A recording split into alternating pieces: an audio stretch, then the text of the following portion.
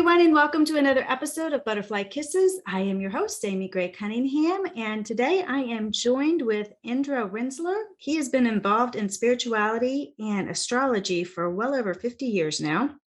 He is a seeker and a devotee on the spiritual path, and he's been studying and sharing the Enneagram personality since 1999. And I believe I got that word correct. But we'll let him tell us. Thank you. We'll let him tell us more about what that is here in just a minute. But he uses these modalities in life readings, and it's designed to help clients wake up to who they really are. Indra is enthusiastic, genuinely interestingly man. And I can't wait to hear what he has to say about that. He is a world traveler for over 20 years and offers sessions and classes in both the USA and Asia. So he's been all over the world, and he has tons of stories and experiences to tell us about his spiritual journey and things he's been on. So I can't wait to see what Spirit has to tell us about who Indra is and what he's seen and things he's been involved in. So Indra, please tell us a little bit about who you are and what this Enneagram personality is. Well, who am I?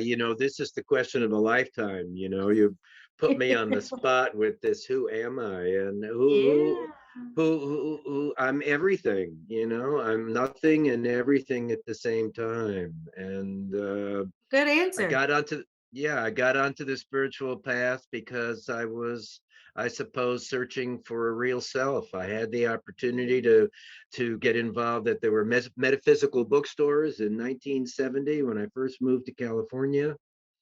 And I started reading about spirituality and reading about astrology, and I put one foot in front of the other, and here I am 50 years later.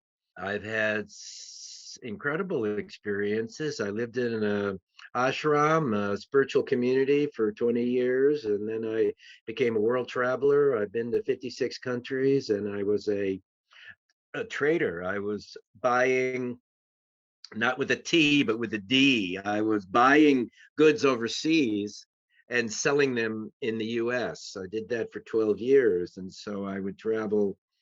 I was buying spiritual items. I was buying textiles, singing bowls, scarves, shawls, bags, and selling them in bookstores and in health food stores and any places we could find. We had 200 stores at the height, going from Washington, Oregon, California, Arizona, Colorado, Utah, and Nevada, and it was quite a life. And then that stopped because I was supposed to do this other thing, which is this astrology and the Enneagram. So the Enneagram of personality is a teaching. It's about 60 years old, and it says that there are 9 personality types.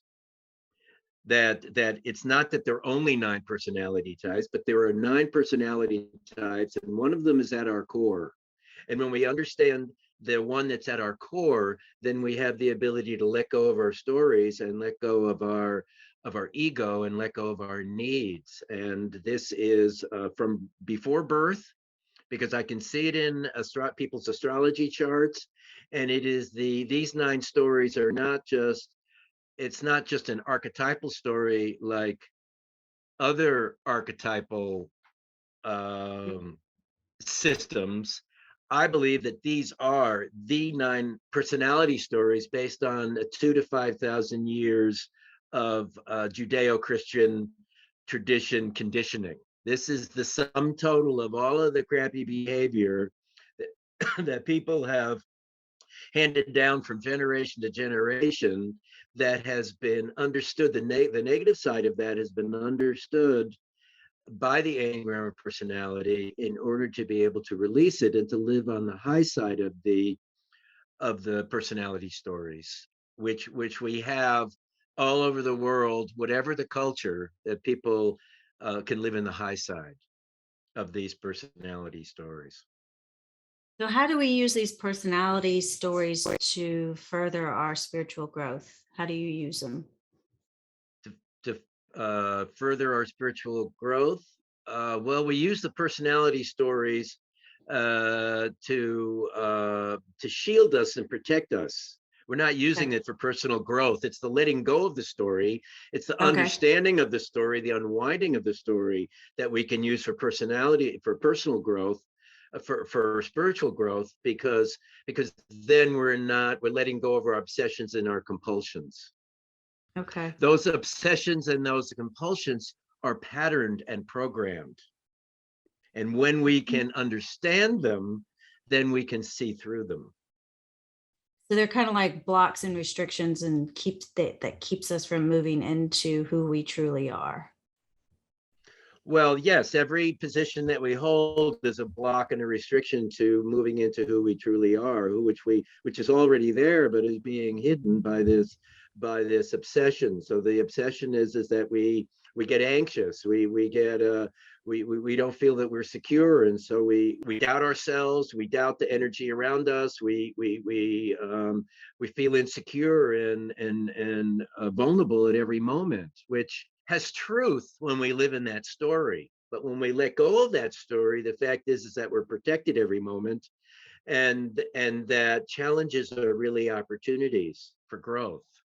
And when we have that mindset, then the negative sides disappear of the stories. What are some of the stories that you found that you were telling yourself? Uh, well, I'm a 7 in the Enneagram. I'm the enthusiast. The people like me because I have a lot of enthusiasm. But it's while that's the high side, and it's a wonderful teaching tool for you to get in touch with your own enthusiasm. My enthusiasm is a front for covering up my own insecurity. That's the story. And so Mm. the greener pastures and the continual moving and the not wanting to feel the feelings are all, which are keynotes of the Enneagram 7 story, the enthusiast, is that they're all covering up the fact is that there's an inner emptiness that is so painful to touch into, that I in 50 or 60 years you don't even realize it until you read it in the book, because it's so painful to you that your own truth, that you can't see it. What are the 9 different personalities? So the nine, the first number one, so they're numbered, they're not hierarchical, but they have names, and we use numbers because not everybody uses the same name. So the one is the perfectionist, who uses the sense of everything needs to be done right in order to protect themselves from the idea that they have, that they're incapable, and that they need right, because otherwise they would be useless and incompetent. And the two is the helper, who helps other people and is so gracious to other people, which looks like they're so gracious, but the fact is that they feel unworthy within themselves, and by helping other people they then create a dependency relationship that then gives them the love that they feel they don't have. The three is the achiever, who achieves in order to find a sense of self-worth within themselves that they don't feel. The four is the individualist, who is sensitive and emotional and creative, and they need to be unique, and so they have a style that's all their own, that we all recognize. President Kennedy's wife, a four, that style that everybody saw for decades when she was alive, is covering up the fact is that I need to be special, and that I don't feel special within myself. The five is the observer, who uses information in order to protect themselves from their own insecurities of being useless. The six is the loyalist, the one who is the most anxious and doubtful and fearful in the Enneagram world, the ones who we recognize that way, who who forget their successes and feel anxiety because they're always in the future, where and worried about future events, of which hardly any of the things they ever worry about come true or happen. And the 7, the enthusiast, whose outward energy is a front for the fact that there's an inner emptiness that they have to cover up. The 8 is the boss, or the challenger. Jack Nicholson's an 8, and is in your face. There's no defense in 8s. It's all offense to cover up the teddy bear in their heart, that vulnerability, that if they show weakness, then they're going to feel they don't want to show weakness, because weakness isn't good. When everybody's attracted to vulnerability, man or woman, everybody loves vulnerability in other people, and rather than think it's deforming, in fact, it's very attractive. And the 9 at the top of the Enneagram figure is the peacemaker, the one who disengages from themselves and accommodates other people in order to feel their own disconnection to themselves. Can you fall into more than one of these categories? Or is there just one base? Not at the core, but there is a teaching within the Enneagram that we go to that, for example, myself as a 7, in stress, I will go to my wings first, which my 6 wings, so I'll become doubtful. I used to talk about I'll talk about it in terms of this podcast, but it used to be in terms of lectures many years ago, that I would get doubtful about. So I'm getting ready to come on with you, and so I get doubtful that they won't like it, and they won't come. Nobody will come, and why should I do it? And they won't like what I say, and that's the insecurity of my own fear of coming on and sharing myself. I'm not saying I felt that. I'm saying that's the story. And so then you go to 6 as a wing to try to compensate for that behavior, and then I go to 1 in stress, where I become self-righteous and blaming and angry, whereas 7s are very easygoing, but when they're stressed, then they get self-righteous and blaming of other people, that you're causing me to feel my stress. All the points go to another point. 7 goes to 1. 1 goes to 4 in stress, 4 goes to 2 in stress. It's a set pattern that has an incredible intelligence when you understand it. So how can you break this cycle? Do you work with people on how to do that? So how we break it is, at the end of a 3-hour reading, people, I sort of say, maybe somebody said this to me at one time, I forget. That's being a 7. I have no idea where it came from, but I say that at the end, people say, okay, Indra, this is wonderful information. Now what do I do with it? And so I say the 4 doorways to conscious living. And so the first doorway is, you need to learn to observe. You need to watch your own behavior. You need to watch your own thinking. You need to watch how you react to other people's thinking and other people's behavior. And you need to notice when you start getting nervous and you start getting twitchy and edgy, and where you're comfortable and where you're not comfortable, and ask yourself, well, why is that? Why am I feeling uncomfortable right now? And you'll find that you've been triggered in some of these core triggers that are very obvious once you know your Enneagram point. So that's the observing. That's the first doorway. And the second doorway is to let go and release what doesn't serve you. I like to give this quote, reaching for it. Letting go involves being aware of a feeling, letting it come up, staying with it, and letting it run its course without wanting to make it different or do anything about it. It means simply to let the feeling be there, and to focus on letting out the energy behind it. When letting go, ignore all thoughts.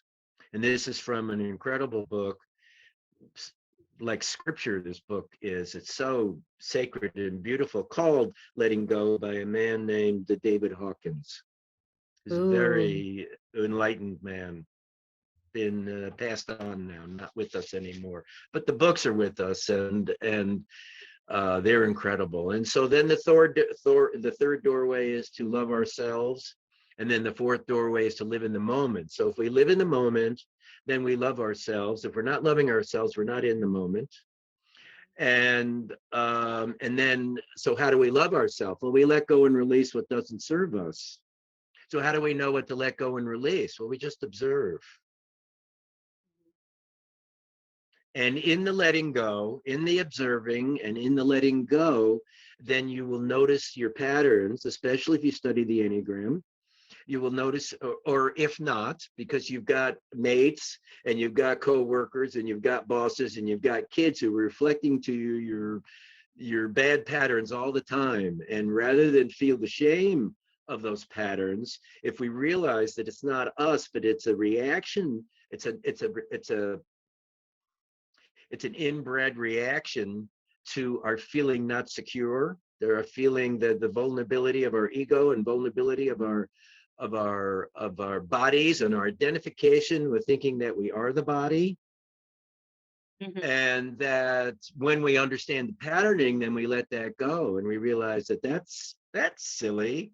I don't need to do that anymore. Maybe I needed to do it when I was 7 or 5, but I don't really need to do that anymore. And in fact, I don't even feel that way about it. Is that, that I'm happy with vulnerability, and that you're reflecting back to me my own self and where I need to grow. And so I say thank you for that.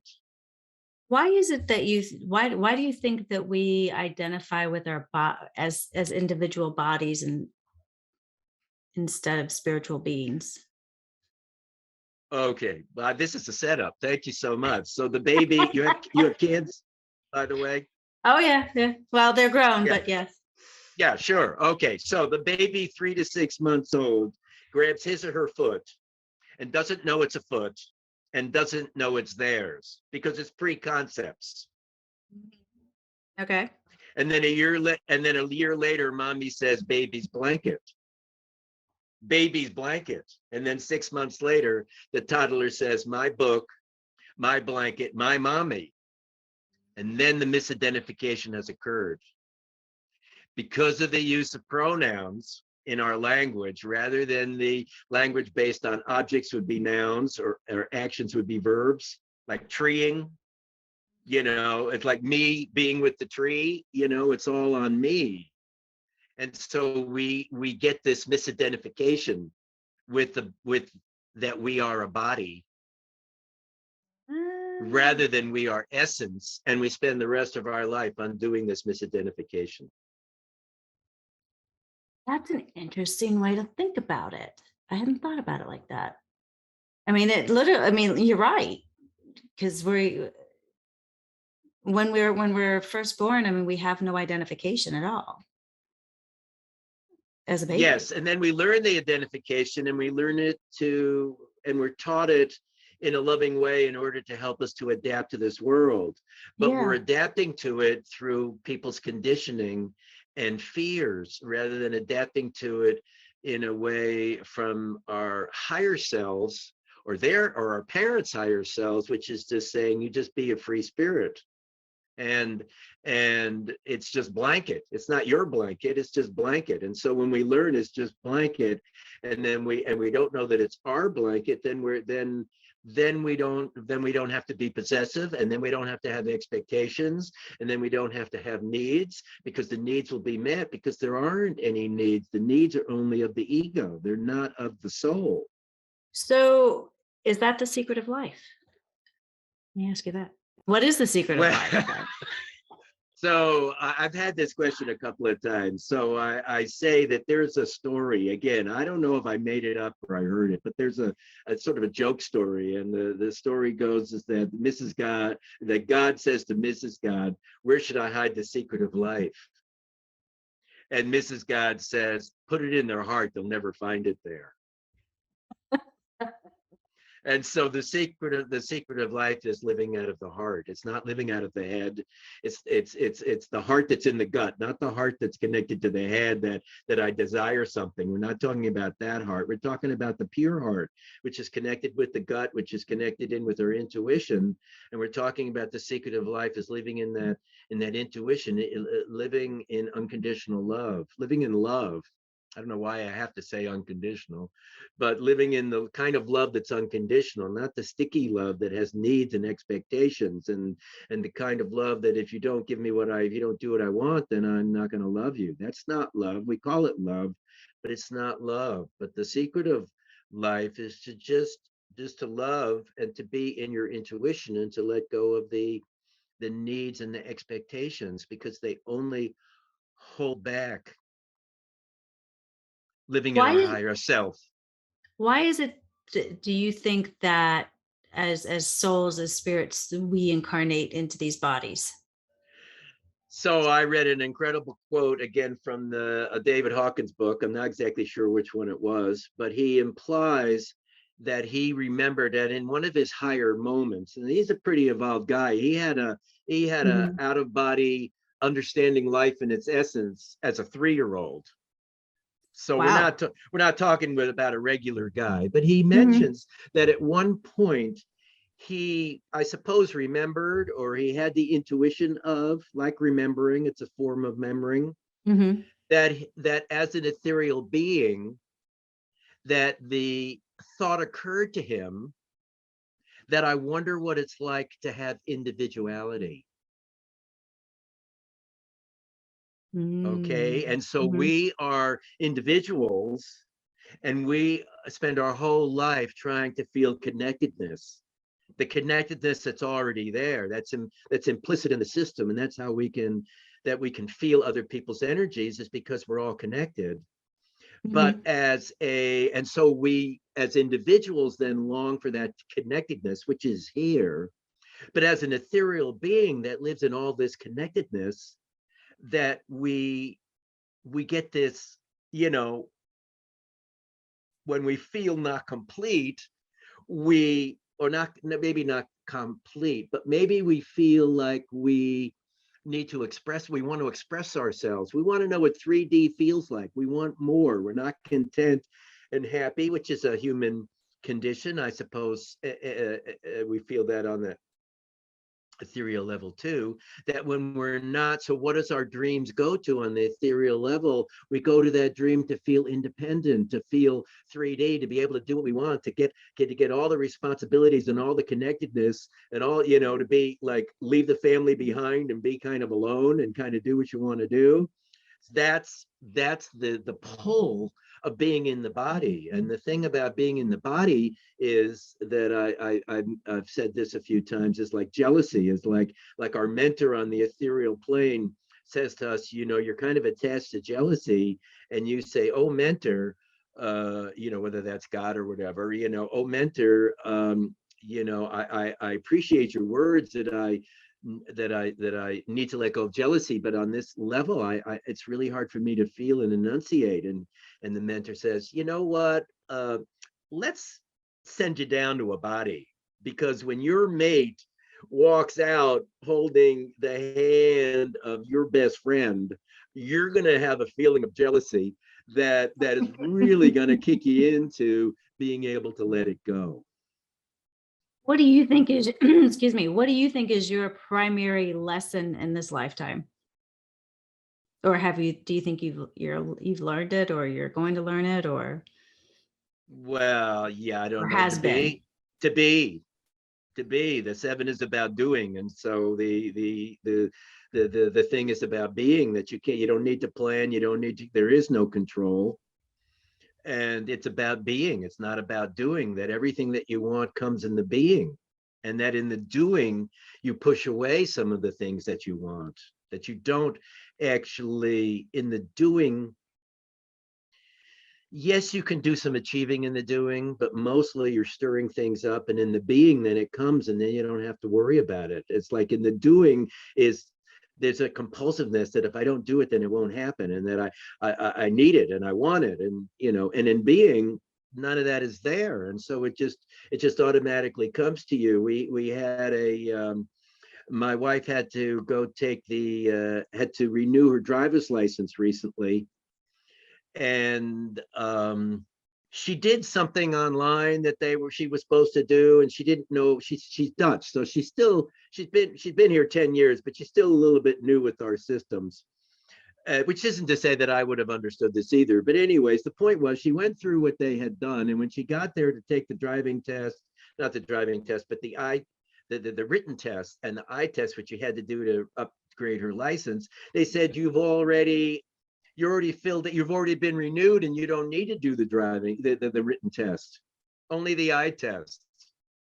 And then you're, or maybe not even the eye test, I can't remember, but anyways, it was all automatically done. And she went to talk, we had we had a situation here. She had to go to talk to someone about letting them down about something, and they'd already, and she, as she went to, she picked the perfect moment, and when she went to tell them, they said, "Oh, I've already decided the same."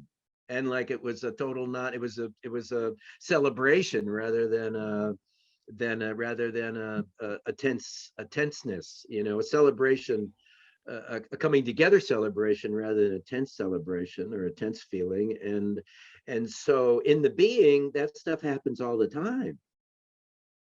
If you had an opportunity to have a do-over with something, what would it be in life? I mean, if you could do something over again, because, and I don't know where this question is coming from, but I'm being told to ask you this Yeah, question. no, it doesn't matter where. If you had a do-over, you mean a particular event? Yeah. In your life, I mean, it just something that you had to I don't do sit over. in much do-over, I kind of just accept the fate, I mean, there is definitely things that I've done that I'm not proud of, but the thing is that we didn't know any better at the time. And I don't particularly want to say any one particular thing, but maybe the way I've treated some people, maybe the way maybe there were things, I remember it in elementary school that we had for 2 years we had music things like a third of a semester, a third of the year, three sessions in a year that you could pick a musical instrument and go from one to the other and da da da da. And I kind of didn't do much with that maybe I would redo that, but I don't want to sit here and regret. I don't want to sit here and finding fault. Did I do my best with that? No. Do I regret it? No. Would I do it again a different way, being smarter and older and wiser? Yeah. But I don't regret not being a little kid and not knowing any better and having fears, because that's because of the blessing that they're not here anymore. That they're not here anymore takes away the whole pain of that they were here.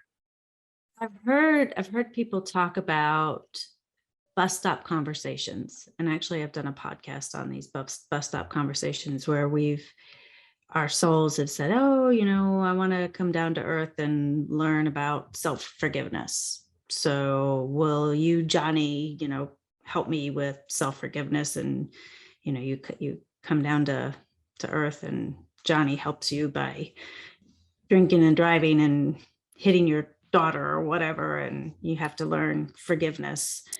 I don't know, I'm just making something up. Do Sure. you think that sort of thing happens, or how do you think that we actually overcome these 9 different personalities? Or, I mean, Well, do you I'm think not we come exactly up sure with? about what I've heard this term bus stop, but like some of the terms, I don't exactly know what that is.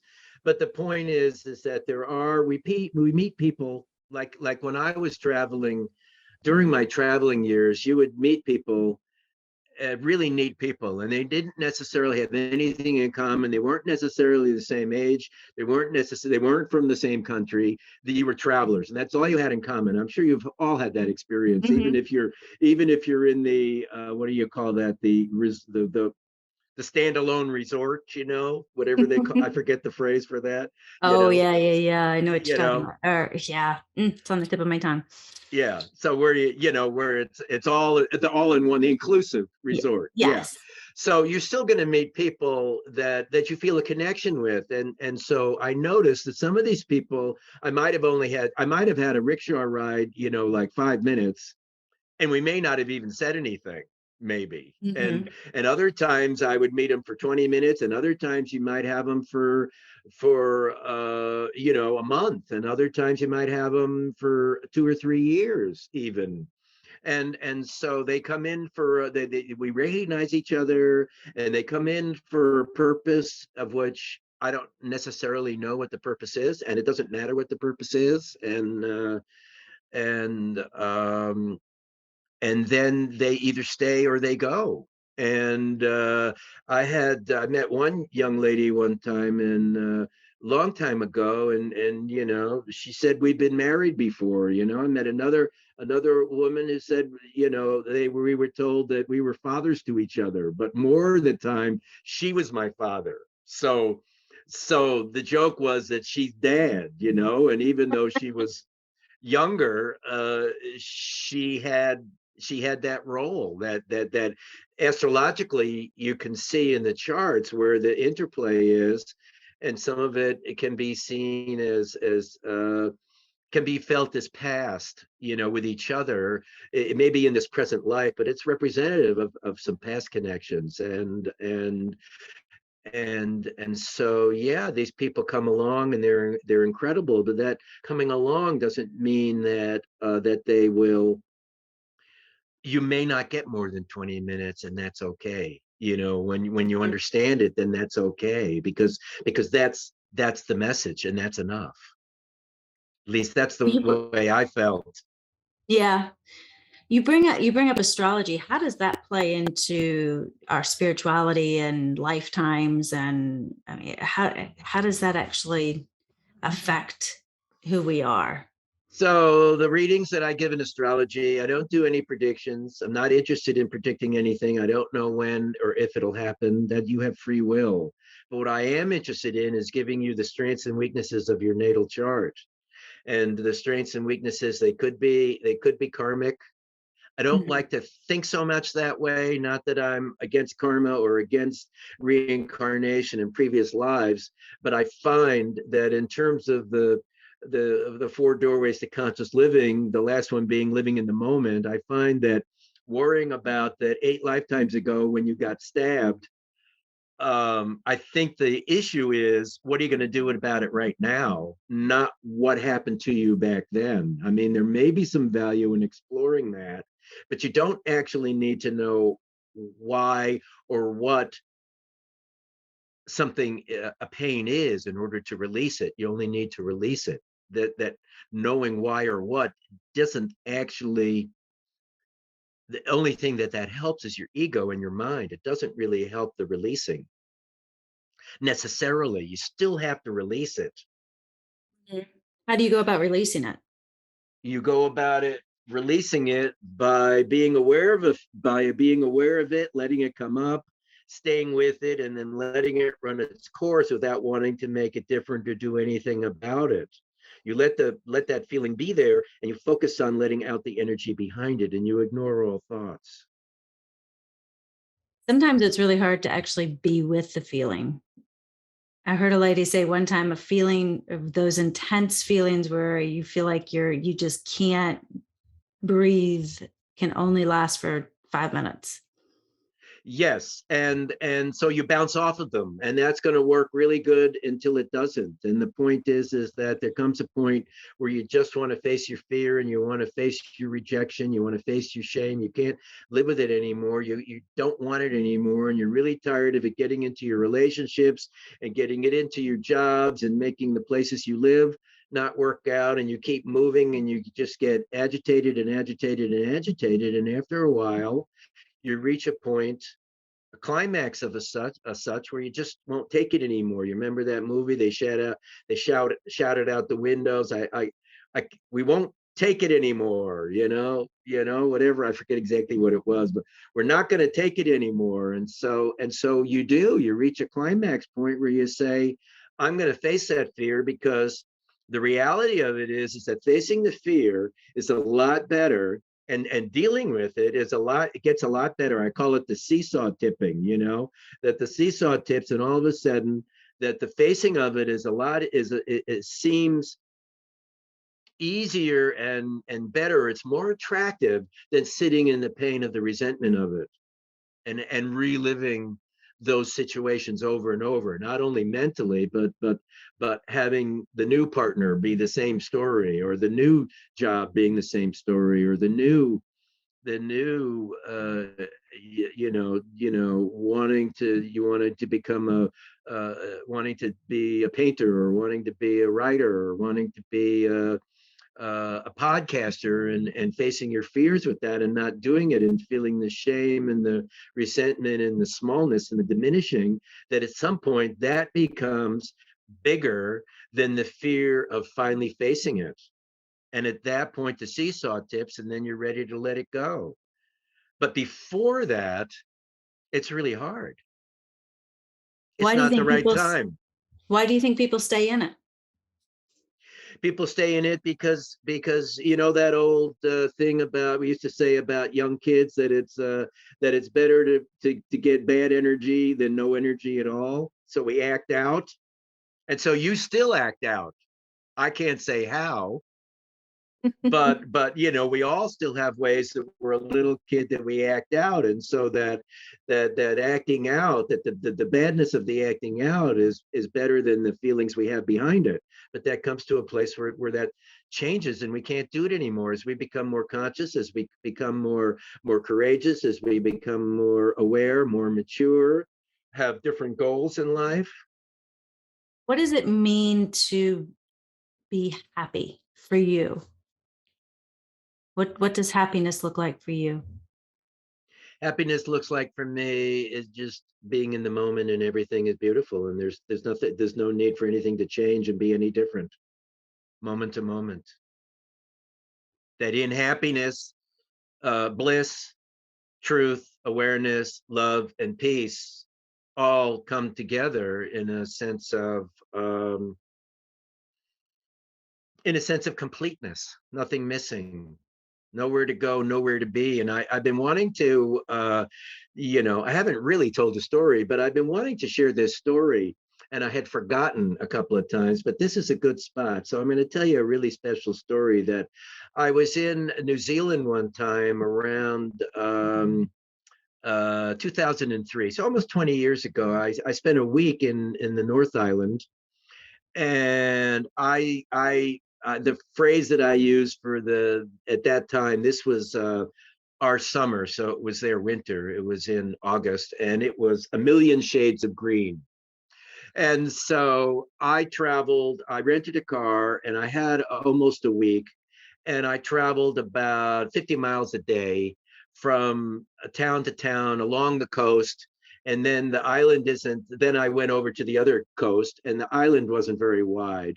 And I stayed in these for, I think, $15 or $20 US. You could kind of stay in kind of fancy camping kind of, I don't remember where they were, tents or a cabin. I think it was a cabin, and I think it had communal kitchens. It was a really nice setup, and it was very cheap. So it was Friday. I forget what day. Maybe I flew in on Monday, and now it was Friday. It was towards the end of my week.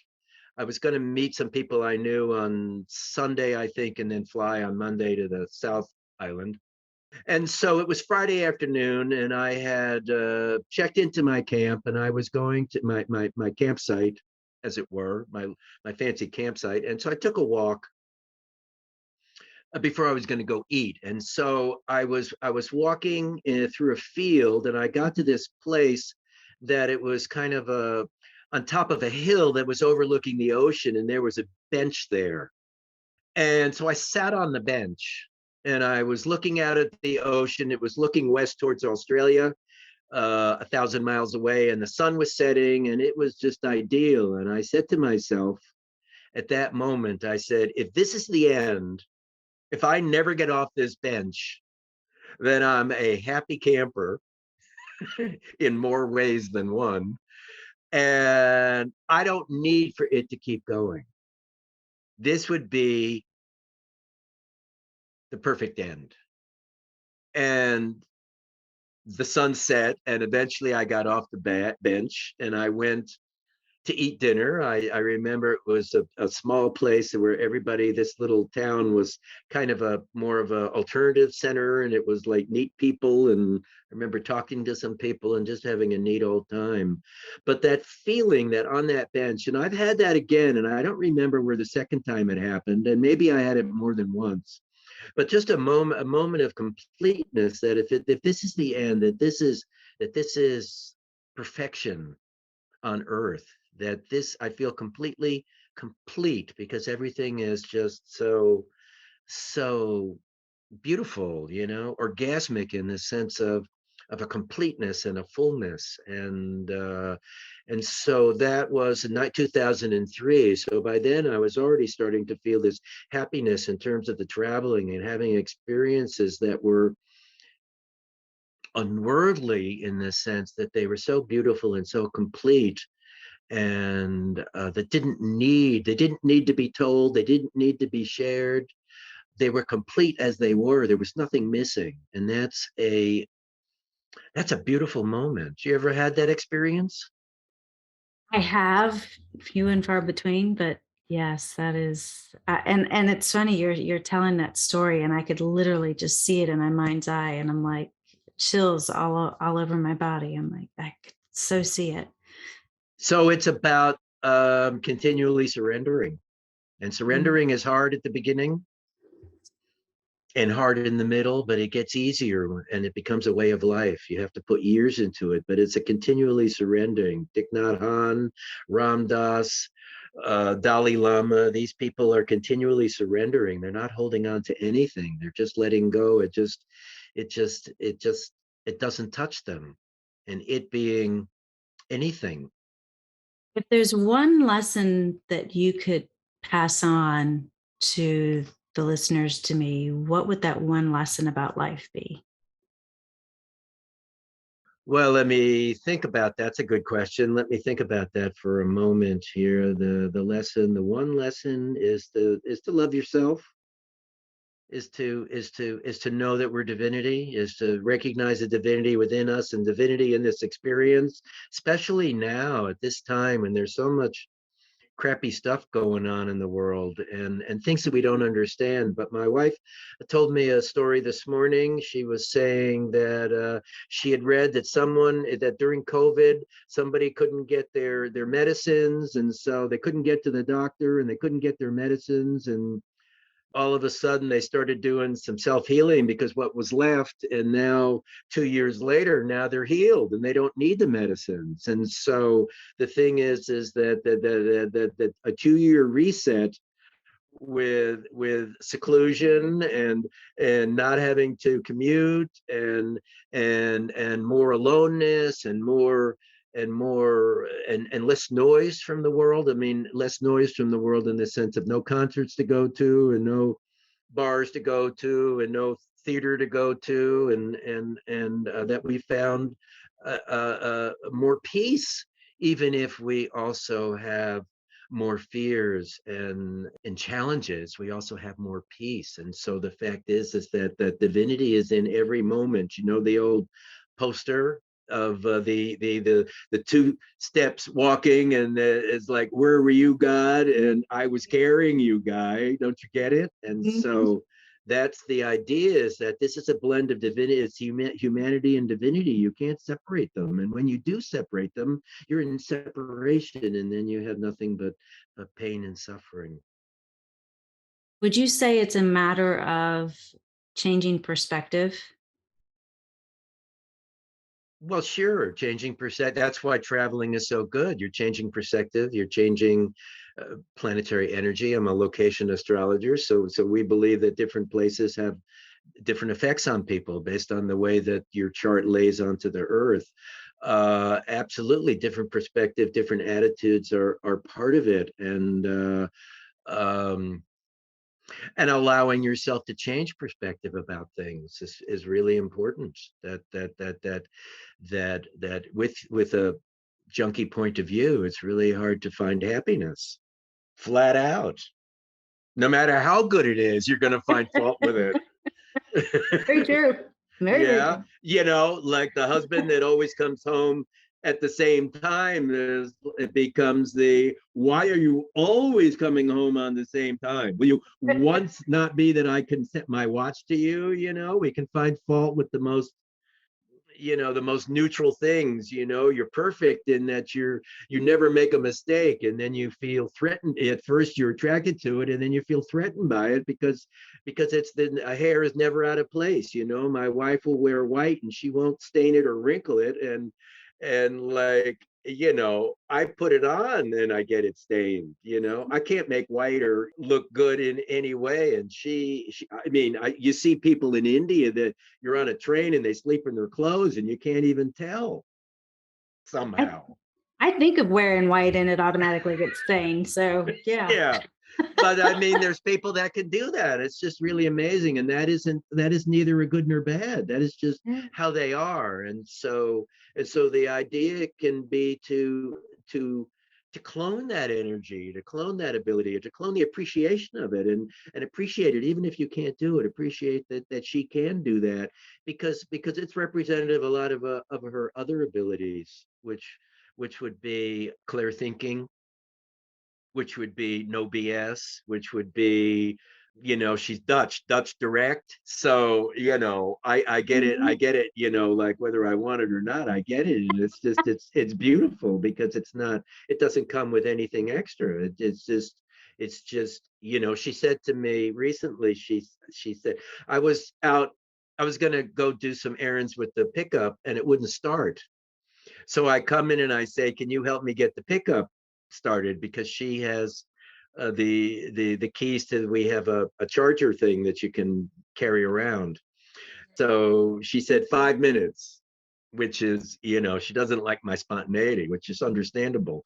So I say fine, but then later on she says to me, you were a little pushed, you really wanted to get that truck working. And I said, thank you for that. But she didn't say it in a way of junky. She said it was, she just was perspecting it. She just kept mirroring it back to me, which was true. That it had pushed me a little bit, that it wouldn't work. And then it started and it worked fine. To complete the story, I don't want anybody to have any heartbreak over my truck, so it was fine. But the point is that I got this opportunity to look back, that it triggered me a little bit. I had expectations. Mm-hmm. And usually when we have expectations, that's when we get a little perturbed. Yeah. Mm-hmm. Yeah, and the truck won't start. The truck won't start in order to teach us that lesson. I know that feeling. It's not always the fun one.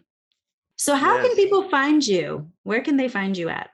So I have a website, IndraRinzler.com. It's all one word. I have email, IndraRinzler@gmail.com, if people want to write to me. I offer readings if people are interested in that, if people have questions, if they respond to anything that I have said, and if they're interested.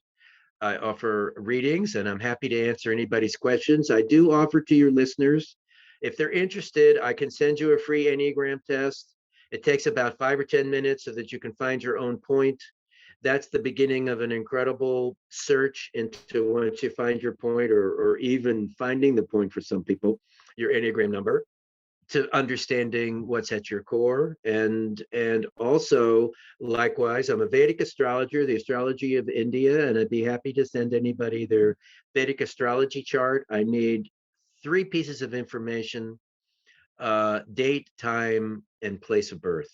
And if you send me an email, and I like if people tell me where they're from, it's kind of fun to see where people are from, then I will send you back your chart and a little bit of explanation, so that you can work with it a little bit if you're interested. And then you can Google the positions and study it if you don't want a reading.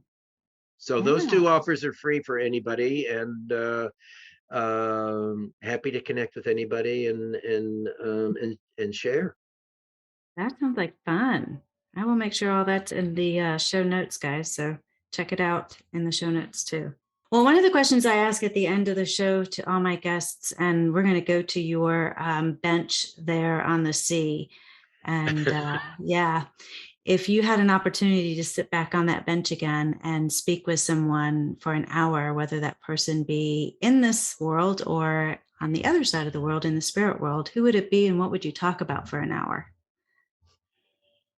Ooh, hypotheticals. Oh, I know. I love these hypotheticals.